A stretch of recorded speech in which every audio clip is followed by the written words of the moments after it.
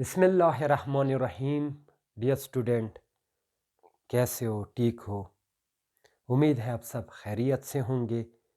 मैं हूँ यासिर अली और आज हम सॉल्व करेंगे numerical number 6 chapter number 2 vector scalar KP board के क्वेश्चन नंबर 6 को हम आज सॉल्व करेंगे। इससे पहले हम 5 न्यूमेरिकल सॉल्व कर चुके हैं। उम्मीद है आप लोगों ने प्रैक्टिस की होगी उस पे और आपने उसको समझने की कोशिश की होगी। क्वेश्चन को स्टार्ट करते हैं। वही बात है कि न्यूमेरिकल को सॉल्व करने से पहले इसके स्टेटमेंट को समझना ज़रूरी है। तो आज का क्वेश्चन सिंपल है।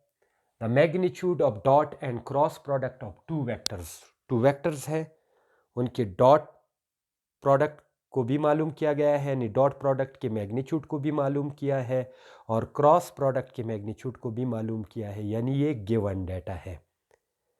और क्या रिक्वायरमेंट है इस क्वेश्चन के? The dot product and cross product of two vectors is 6√3 and 6 respectively. अब रिस्पेक्टिवली आपको क्लियर है कि रिस्पेक्टिवली का मतलब क्या है, यानी यहाँ पर पहले जिक्र डॉट का किया गया है तो डॉट प्रोडक्ट का मैग्नीट्यूड है 6√3 और फिर जिक्र किया गया है क्रॉस प्रोडक्ट का तो इसका मैग्नीट्यूड जो है वो 6 है। अब रिक्वायर्ड डेटा क्या है? Find the angle between these two vectors. For example ये दो वेक्टर्स हम सपोज करते हैं कि एक ए है और एक बी है, दो वेक्टर्स है। तो गिवन डेटा क्या है? पहले हम लिखते हैं given data.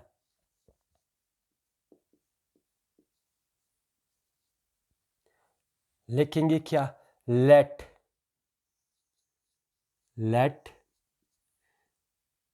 A arrow and B arrow be the two vectors. हमने पर्स कर लिया कि हमारे पास दो वेक्टर्स है, एक ए है और एक बी है। तो अब जो दिया गया है, क्या दिया गया है? ए डॉट बी के मैग्नीट्यूड किस तरह रिप्रेजेंट करते हैं? टू पैरेलल लाइंस में बन करते हैं, यानी इसका मॉडुलस लेते हैं, वो है बी टू वेक्टर्स। देन तब क्या होगा? ए डॉट बी दिया गया है, क्या है? 6√3 आल्सो। और क्या दिया गया है? ए क्रॉस बी, ये तो वेक्टर प्रोडक्ट हो गया। इनका मॉडुलस दिया गया है जो कि है हमारे पास 6। अब रिक्वायर्ड डेटा क्या है? Required data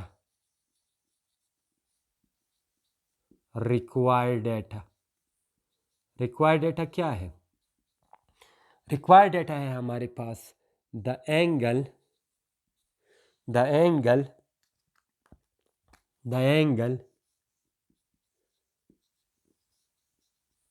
between a means vector a and vector b. जब बी एरो लिखते हैं तो वेक्टर बी बन जाता है, is equal to theta is equal to unknown. अगर डायग्राम बनानी है तो अच्छी बात है। पहला वेक्टर है ए, दूसरा वेक्टर है बी। ए का मैग्नीट्यूड भी मालूम है, बी का मैग्नीट्यूड भी मालूम है। नहीं, इनका मैग्नीट्यूड मालूम नहीं है, इनके क्रॉस प्रोडक्ट और डॉट प्रोडक्ट का मैग्नीट्यूड मालूम है। और हमसे क्या मांगा जा रहा है? Theta, angle between them is unknown. अब सॉल्यूशन क्या होगी? सॉल्यूशन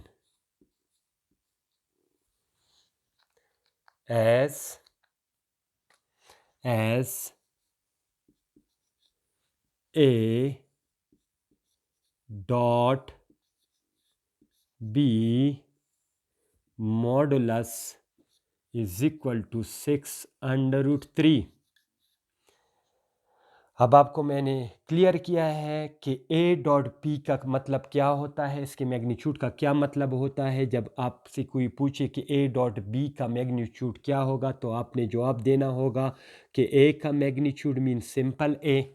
इसको मॉडुलस भी लिख सकते हैं, यानी दो पैरेलल लाइन में बन करके इस पे एरो डाल दे, लेकिन मैंने सिंपल ए लिख लिया। Means magnitude of A, magnitude of B, cos of angle between them, जो हमारे पास क्या है अभी थीटा, डायग्राम में भी क्लियर है यहाँ पर, the angle between A and B is theta, is equal to 6√3। इस स्टेप में हमने क्या किया, सिर्फ इसकी दूसरी शक्ल लिख ली और इसको खुद ही उसी तरह लिख लिया। अब ये हमारे पास हो गया इक्वेशन नंबर 1। आल्सो यहाँ पर लिखो, इसी नीचे लिखो, मीन्स आल्सो, और क्या दिया गया है, also A cross B magnitude is equal to क्या हो जाएगा। इसी तरह ए क्रॉस बी के मैग्नीट्यूड का अगर कोई पूछता है तो आपने जवाब किस तरह देना है कि ए क्रॉस बी बराबर है ए का मैग्नीट्यूड, बी का magnitude, sine of angle between them, जो फिर वही एंगल है दोनों के दरमियान, वो है थीटा। तो ए क्रॉस बी का मैग्नीट्यूड क्या हो गया, ए बी साइन थीटा। ठीक है, A B sine theta, sorry यहाँ पर इसको मिटाओ, ए क्रॉस बी का मैग्नीट्यूड दिया गया है वो क्या है 6 है। अब यहाँ पर हम इसकी दूसरी शक्ल लिखते हैं, क्या है अभी बताया है, a magnitude, b magnitude, sine of angle between them, ये साइन थीटा हो गया क्योंकि क्रॉस साइन थीटा पे ट्रांसफ़र होता है, और डॉट के लिए हम क्या लिखते हैं कॉस थीटा। इसके लिए आपको समझना होगा कि ए क्रॉस बी और A dot B means dot product और क्रॉस प्रोडक्ट को पहले क्लियर करें, उसकी थ्योरी को क्लियर करें, फिर उसके बाद अगर इस क्वेश्चन को आप सॉल्व करोगे तो आपके लिए ईजी होगा। लेकिन मैंने सिंपल तरीका बता दिया, जब भी आपको कोई ए क्रॉस बी देता है तो आपने लिखना है A B sine theta, theta क्या होगा ए और बी के दरमियान। इसी तरह अगर कोई कहे कि C arrow cross D arrow तो वो किसके बराबर होगा, सी का मैग्नीट्यूड, डी का magnitude, sine of angle between them, यानी सी ओ डी के दरमियान। ठीक है, तो इसकी दूसरी शक्ल हो गई, 6 को हम उसी तरह लिख लेते हैं, ये 6 हो गया। इसको क्या देंगे, equation number 2, this is equation number 2। अब क्या करेंगे, अब इक्वेशन नंबर 1 और इक्वेशन नंबर 2 आपके सामने है। आपको पता है हमेशा हम एंगल मालूम करने के लिए टेंजेंट इस्तेमाल करते हैं, और टेंजेंट की दूसरी जो शक्ल है आपको पता है, अगर हम इस्तेमाल करें टेंजेंट थीटा, इसकी प्रूफ के लिए इंशाल्लाह मैं एक वीडियो बनाऊंगा। लेकिन आपको पता है पाइथागोरस थ्योरम से आता है, ये साइन थीटा ट्राइग्नोमेट्रिक रेशो से आता है डिवाइडेड बाई कॉस थीटा, यानी जहाँ पर भी आपको sign theta divided by cos theta नज़र आए उसकी जगह आप टेंजेंट थीटा लिख सकते हो। तो टेंजेंट थीटा लाने के लिए आपको क्लियर हो गया कि अगर हम इक्वेशन नंबर 2 को इक्वेशन नंबर 1 पे डिवाइड करेंगे, इक्वेशन नंबर 2 और इक्वेशन नंबर 1 पे डिवाइड करने का मतलब ये है कि इसके LHS को इसके LHS पे डिवाइड करेंगे, इसके RHS को इसके RHS पे डिवाइड करेंगे। तो यहाँ पर क्या लिखना है, डिवाइडिंग इक्वेशन 1 बाई 2, इक्वेशन 1 को 2 पे डिवाइड करो, इक्वेशन 2 पे डिवाइड करो तो क्या आ जाएगा, इक्वेशन 1 नहीं सॉरी, इक्वेशन 2 को इक्वेशन 1 पे डिवाइड करो तो क्या आएगा। तो डिवीजन क्या है अभी बता दिया कि आपने लिखना है LHS, इक्वेशन 2 के LHS को ले लो, a B sine theta divided by, इसका LHS क्या है A B cos theta.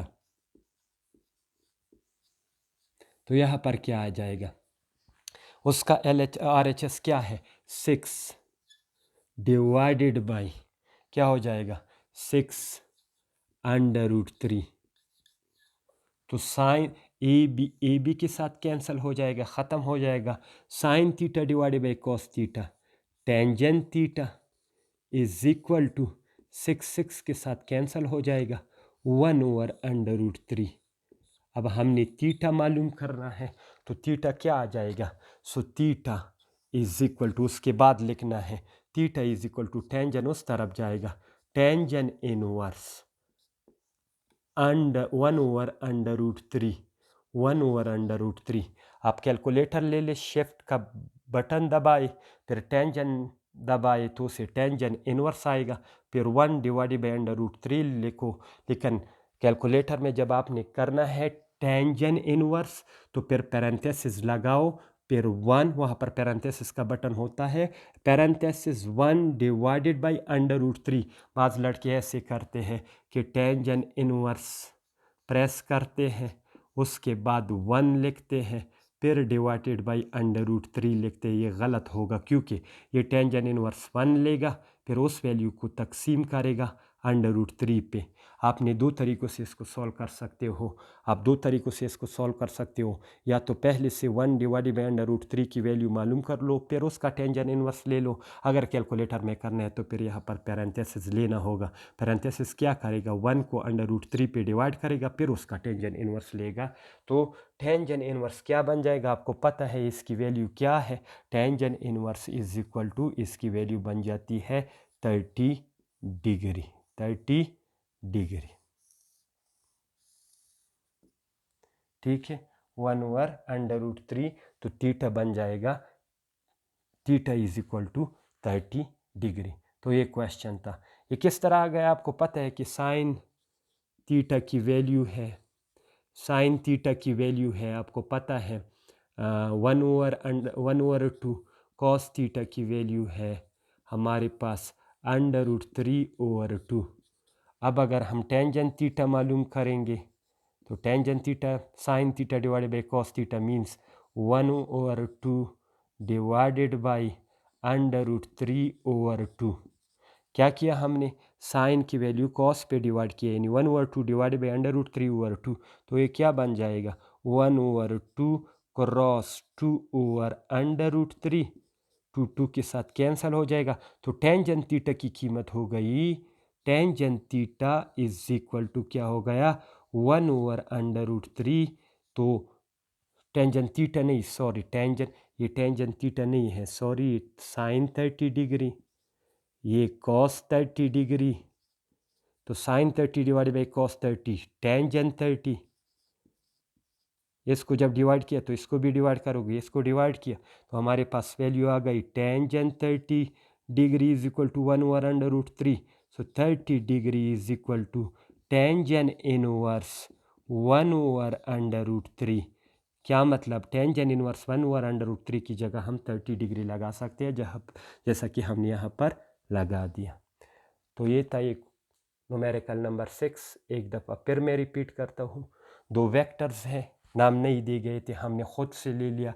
Late A arrow and B arrow be the two vectors, then हमें बताया गया है कि इनके डॉट प्रोडक्ट 6/√3 है और इनका क्रॉस प्रोडक्ट 6 है। तो रिक्वायर्ड डेटा क्या हो गया? The angle between A and B, जो कि हमने थीटा ले लिया, ये क्या है हमारे साथ? ये अननोन है।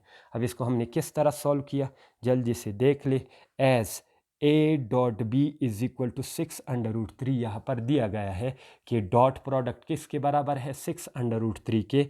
तो ए डॉट बी की जगह हमने लिख लिया a magnitude b magnitude cos theta. इसकी दूसरी शक्ल ये है, इसको खुद इसी तरह लिख लिया। तो ये क्वेश्चन 1 आ जाएगा, इक्वेशन नंबर 1 आ जाएगा। अब ए क्रॉस बी क्या है? 6 है। ए क्रॉस बी की जगह हमने क्या लिख लिया?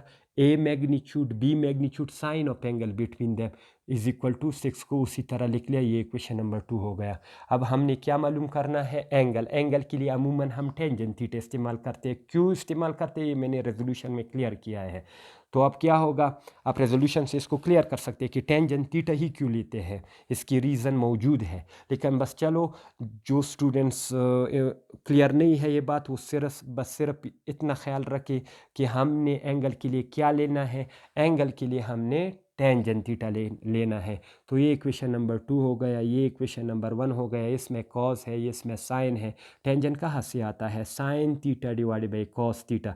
तो इस इक्वेशन को साइन थीटा को अगर हम कॉस पे डिवाइड करेंगे, क्योंकि जब इक्वेशन 2 को इक्वेशन 1 पे डिवाइड करेंगे तो इसका LHS इसके LHS पे डिवाइड होगा, इसका RHS इसके RHS पे डिवाइड होगा, जो कि हमने किया है dividing equation 2 by equation 1। So A B sine theta divided by A B cos theta हमने डिवाइड किया इज इक्वल टू, ये क्या हो जाएगा? 6 डिवाइडेड बाई 6 √3। 6 और 6 कैंसिल हो जाएगा, 1 ओवर √3 आ जाएगा। तो tangent theta is equal to, आपको पता है tangent theta is equal to 1 over √3। अब अगर थीटा मालूम करना है तो टेंजेंट उस तरफ जाएगा, उस तरफ क्या बन जाएगा? Tangent inverse 1 over √3। So theta is equal to 30 degree.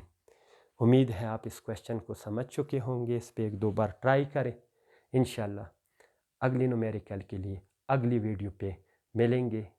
आप चैनल को सब्सक्राइब करें और बेल के आइकन को दबाएं, ताकि जितनी भी नई वीडियोस हमारी अपलोड होंगी आपको उसकी इंफॉर्मेशन मिलती रहे। दुआ गो हो कि खुदा आपको अपने हिफ्ज़ व अमान में रखे। Wish you all the best. Good bye.